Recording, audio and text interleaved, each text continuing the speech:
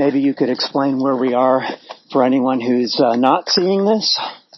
So we are ascending into a beautiful mist at Strawberry Canyon, which is near the Claremont Hotel in Oakland/Berkeley, California.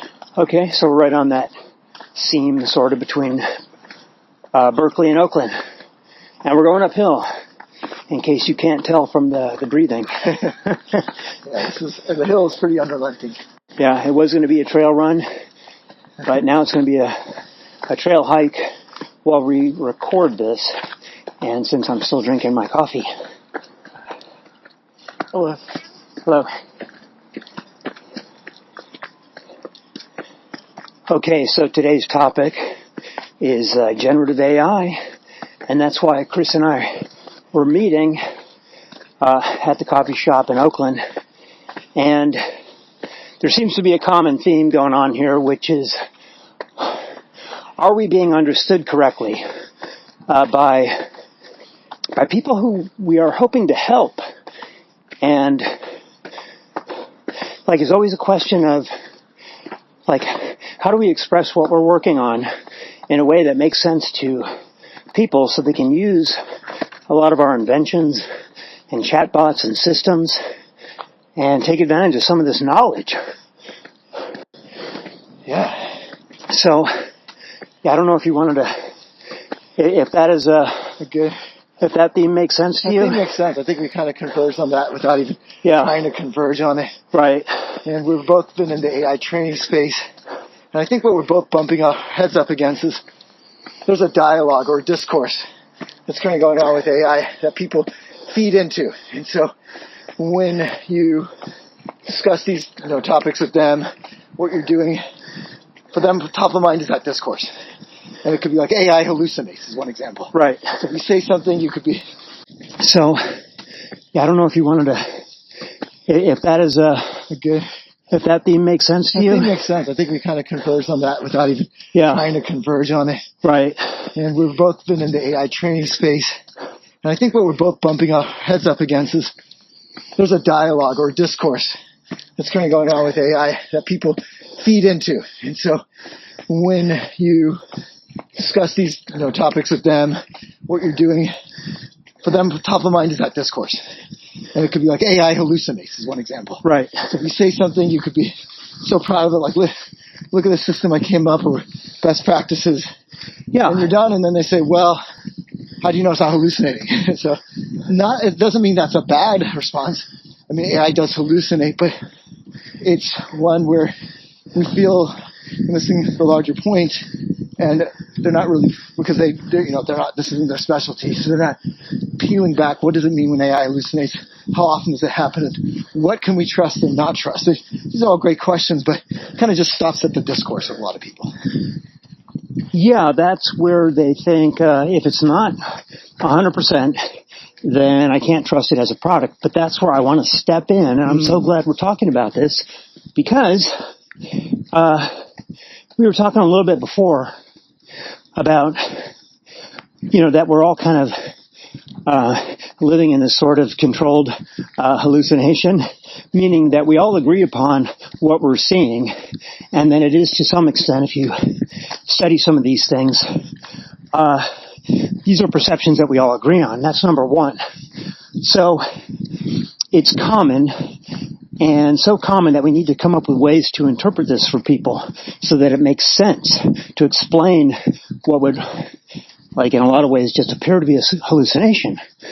But secondly, I use the example of Einstein a lot, and some of these other great thinkers, they were able to control their narrative, completely.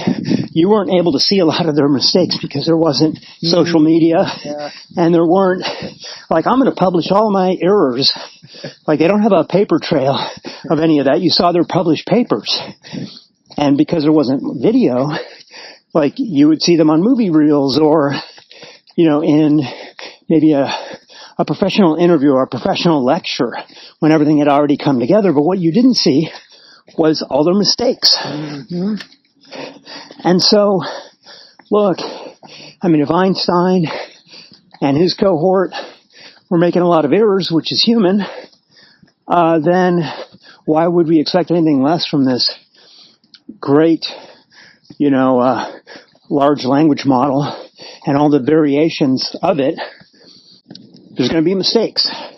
I think what's also interesting is like the contours, when you use that word, of the mistakes. Like there are certain predictable things when it will start making stuff up because it doesn't know it's any better. But why then? Do you want to dig into that? Are you giving it the proper context?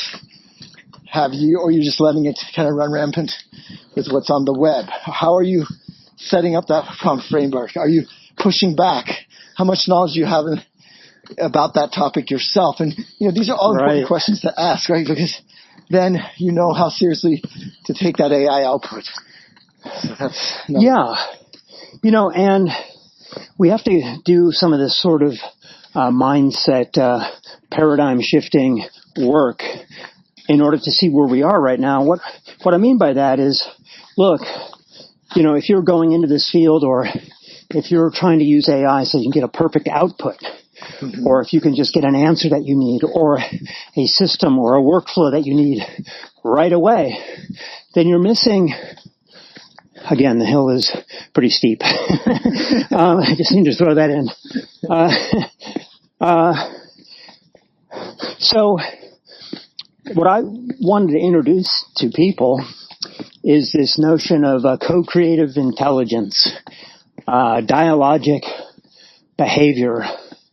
And this is just a fancy way of saying that the intelligence isn't always in the output, it's in the dialogue. That it's going to take, that if you see AI as more of like a thought partner or a collaborator, then in the back and forth, both you and that GPT are going to get smarter over time as you learn from each other. And so I also use this analogy quite a bit about, like, if you're trying to get good at tennis, you could play against a wall and you can get predictable shots coming back in straight lines. You're going to know after a while where that ball comes back. But if you really want to get good, you play against another human where they're going to hit back in completely unpredictable ways with a curve, a lob, a passing shot, a drop shot, and you're going to get better. And the way I frame this now is AI is kind of like that we don't always know what we're going to get back. But you're going to learn from that. You're going to get better. It's going to get better. And the thing is to kind of form a relationship around it, as weird as that sounds to a lot of people. But hang in there with that relationship. See what comes out of it. Test it out. Yeah, I think people, when they hear relationship, they think, oh, you've lost it. The divide between human and robot is right. That's not it at all. We know darn well that this is just a probabilistic engine spewing out words based on those probabilities. Right. But that said, it's doing such a good job of mimicking high level, almost PhD level thinking, that you want to engage with that thinking at its own level. And then, of course, close the browser and know that there is no person or at least sentient intelligence behind that, at least for now. And then you go back on your own day. With that said, you take away with you the sharpening that comes from your metaphorically of that back and forth. Right. That really sharp sparring partner, tennis opponent. Makes you much better. And try it. Try it for 2 weeks. See what it does.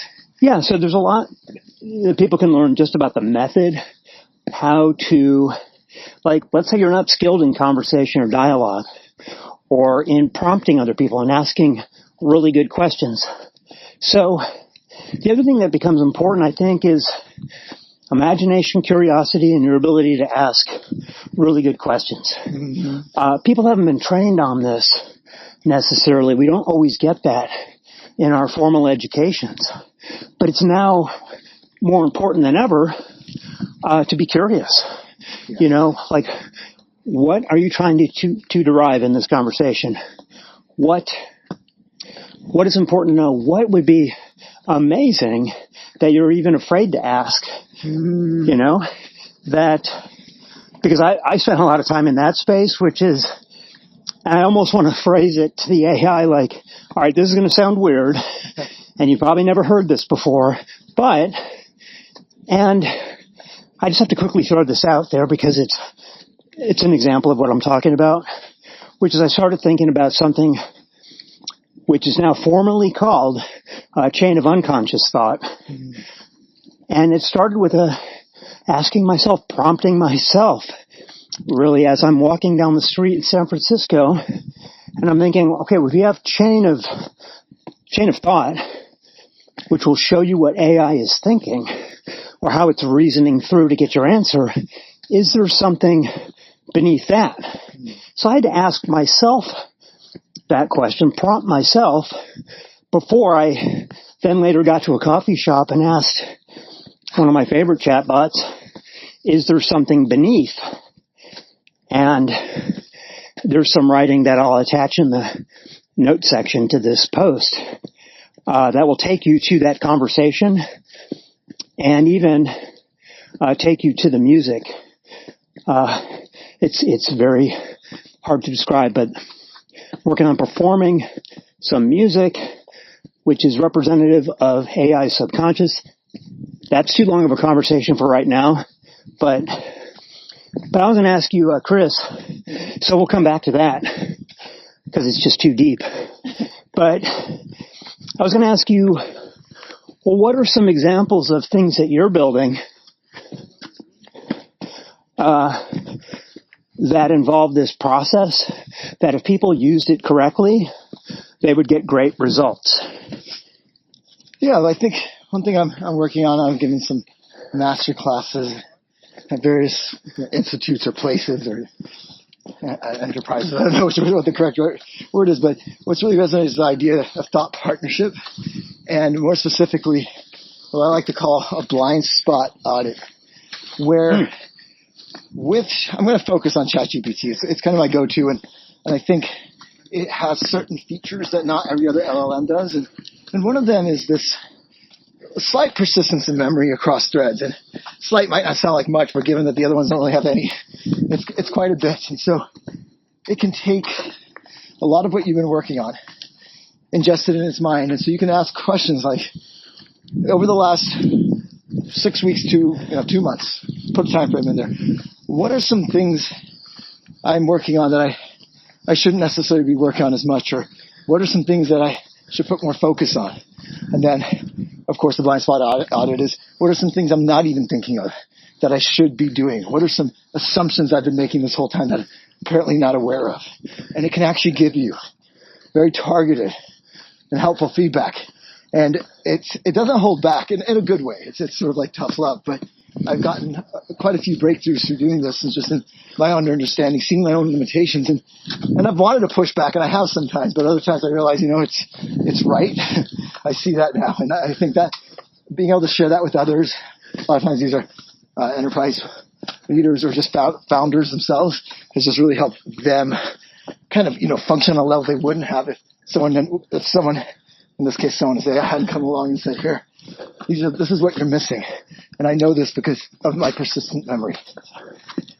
Well, what's an example of like something that you introduced to a GPT where you're trying to detect blind spots? Would you introduce that as, here's some of my writing? Like here is some content from my website. Or here is an email. Like, what am I missing? Or my business plan. Like, what are some real world examples? Yeah, so what I do is I don't use the GPT for this because you want to use the actual model itself. Okay. It's kind of the out of the box. When you fire up ChatGPT, that thread. Yeah. That's going to be the most powerful. That's the one that has memory across threads. It's not a closed container like the GPT. So it's here that I upload Gemini notes of meetings I've had with my co-founders or with potential clients, or just whether, with collaborators or friends in my network like you, Lee. And a lot of that can come out from that. A lot of blind spots, things we believe in that we're missing. And so that's the relevant context that I feed it for to really do a good job of this blind spot audit. Well, for example, so we both got together, and one of the reasons I get together with people like Chris is I want to see if there's a shared experience going on, like, hey, are you having problems communicating this AI concept to people or whatever it is?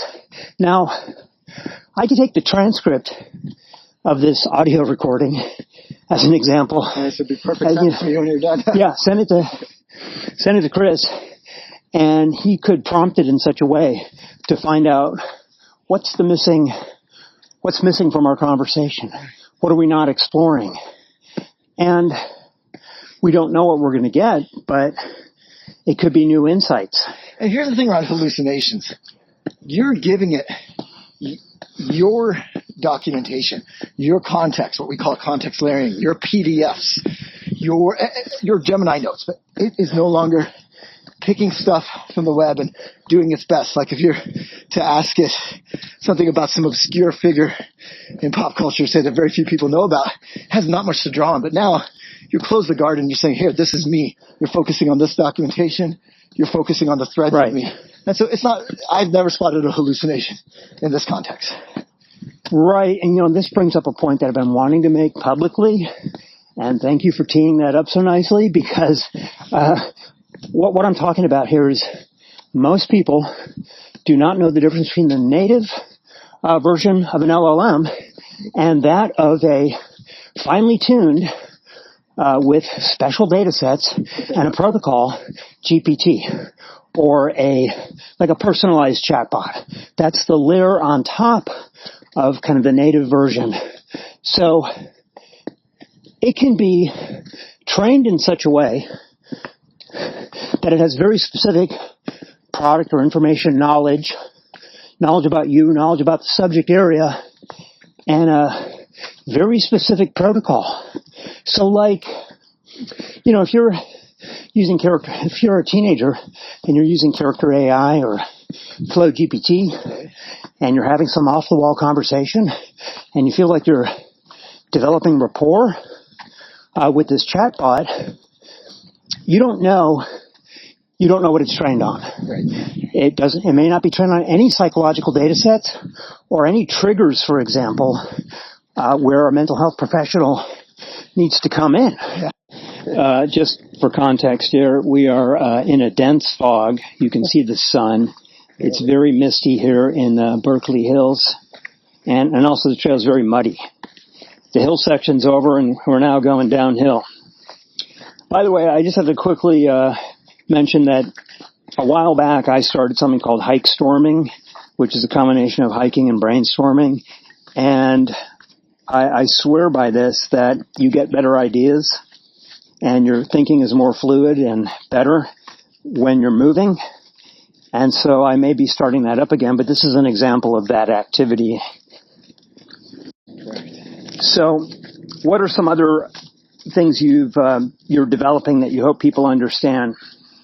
Well, one thing we're developing is a GPT that helps capture a person's voice, the way that they write on social media. We're specifically looking at LinkedIn because that's the place where most people hang out in a professional capacity. So we are thinking about ways to, I don't know if programs like GPTs, but, direct this GPT into figuring out how to capture a person's voice so it doesn't sound like AI. And people don't necessarily want to sound like AI. They want to say, hey, can you sound like me? And that me could even be them using a little bit of AI polish, but they can hold this up and say, yes, this is my voice. This is what I want to sound like. I wrote this, AI helped edit it, but this is the gold standard.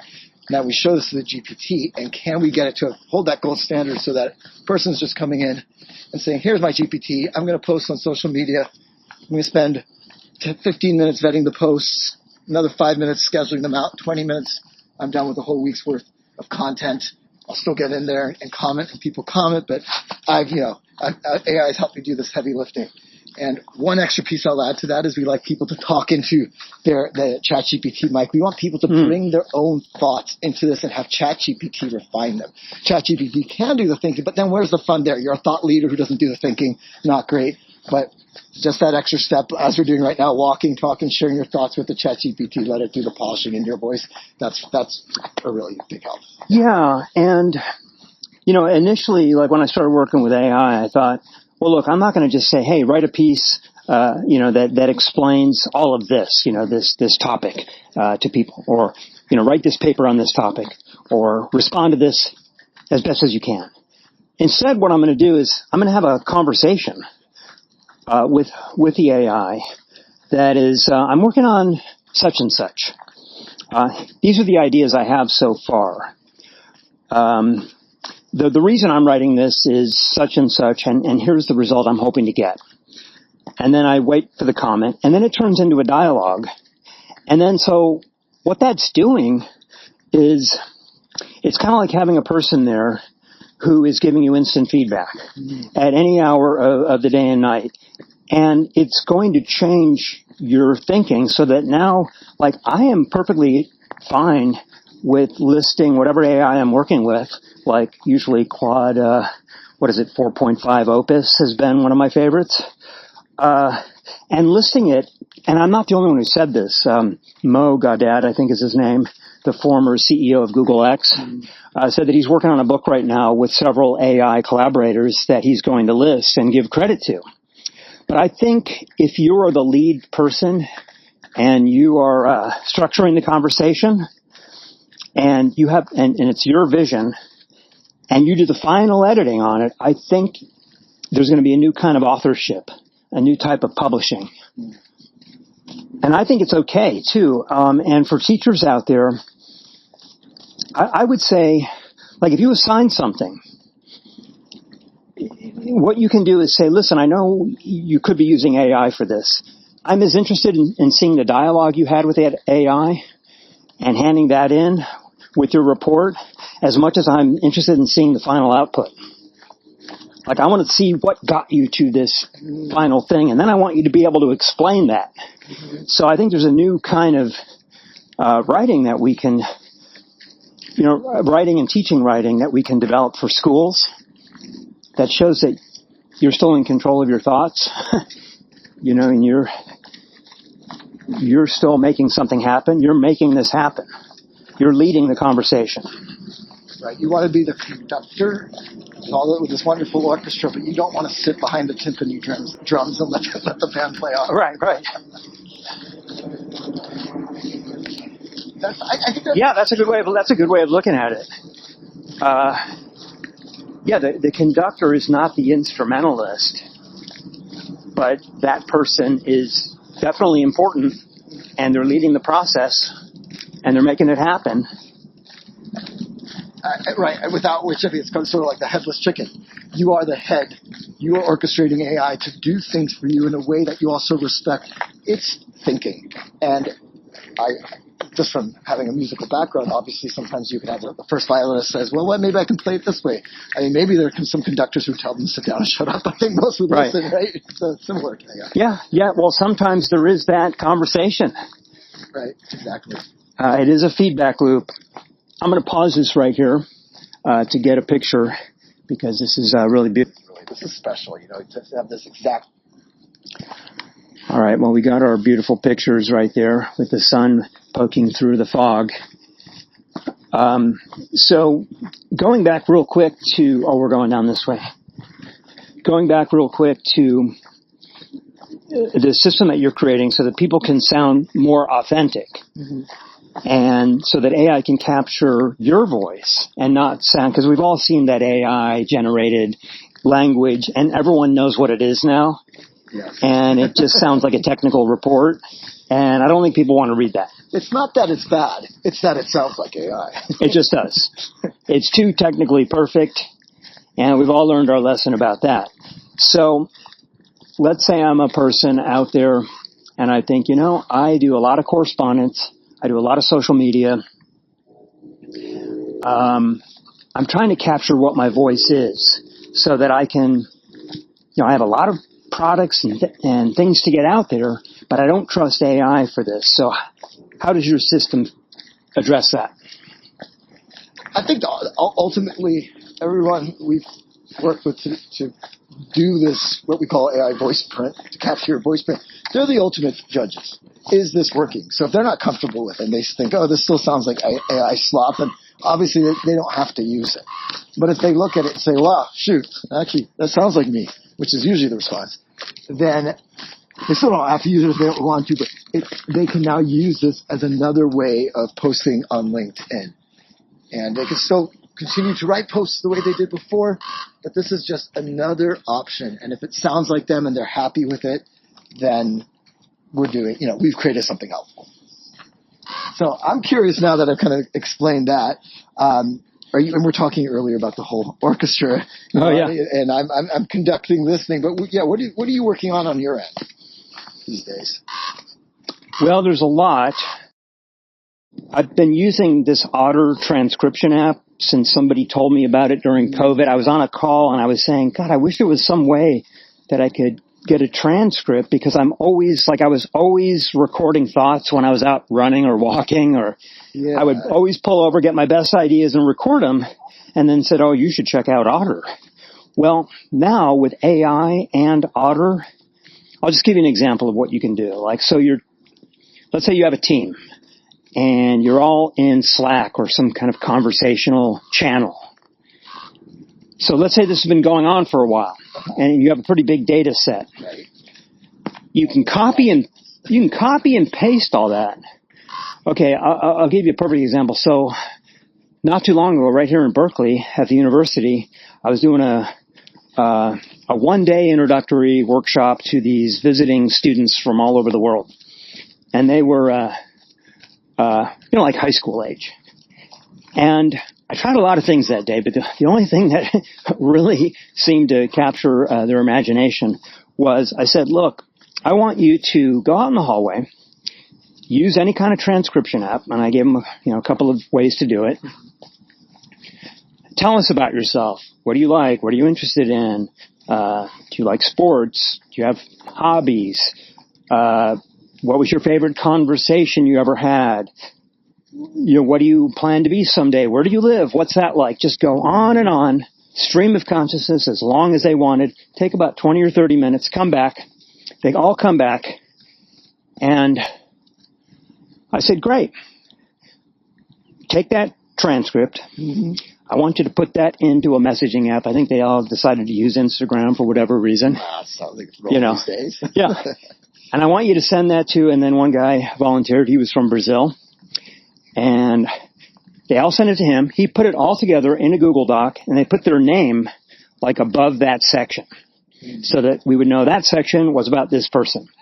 I said, great. We have this information. What would you like to do with it? I'm like, well, what do you mean? I said, well, we could turn it into a story. We could turn it into a report. We could create poems, a movie. What do you want to do? And, to anyone who hasn't, this is 2 summers ago. So it was still pretty new. And I wasn't getting a whole lot of ideas, but eventually what they arrived at was, we're going to do a science fiction comedy. Okay. That's really testing the limits of AI. So in a matter of under 2 minutes, we put that through, I think it was ChatGPT, and out came this story. And I think we had the AI, GPT-4o audio had just come out, and it read the story, and everyone listened as they heard parts of who they were, things about themselves in that story. And, wow, this is also really beautiful with the fog and the eucalyptus trees. But the story came together and every single person was mentioned in that story, and the AI got it right who they were, and there was a lot of laughter and a lot of excitement. So I'm thinking this could work for any company where you take all your chats, you put it into Otter, you train it on a personality inventory or intelligence data set. You find out what, to your point earlier about hidden things that we're not seeing, what are the hidden talents and abilities in this group that we're not capitalizing on? Oh, I like that. Or what could they do if they all work together as one sort of entity? Right. Can they achieve some kind of collective intelligence? How would that work? How would we put it together? So it's a blind spot auditor or assumption, revealer, but it's a very different use case. Instead of helping someone who's trying to start a business or lead a team, it's helping a team itself figure out where its hidden potentialities are. Right. That's so cool. Yeah, so this is going to that sort of mindset change that I think people need to learn about, which is we need new ways to think about some of the possibilities, because it's like we're taking this new sort of technology, but we're using it in old ways. We're not using it up to its capabilities. That's the thing. The capabilities, it's barely being touched. And we're I think we have some great use cases here and we're excited about. But we have our own blind spots about how we're not using it, how we should be using it, which makes me want to get in front of AI now and ask, hey, how should I be using it in ways I'm not even thinking of? And that could really lead to an interesting conversation. It could, because that's one of our biggest challenges right now is to just be able to explain the possibilities to people in a way that they will find useful. And I think they'll be amazed. And honestly, I think brainstorming is a big part of it, but I think you need facilitators who understand the technology well enough to facilitate that brainstorming session. So either we will come back to this conversation, or we will abruptly, because we're on some real slippery trail right now. But thanks for listening if you've listened this far. And of course, if you have any questions, we'll put my contact and Chris's contact in the notes section below. Anything else, Chris? No, nothing. Just enjoyed this conversation, enjoyed the backdrop. This is one of those special times where fog and sun meet in the hills of Berkeley, and I'm happy we got to experience it. Thanks. And we'll hopefully come back with another one of these as new information becomes available.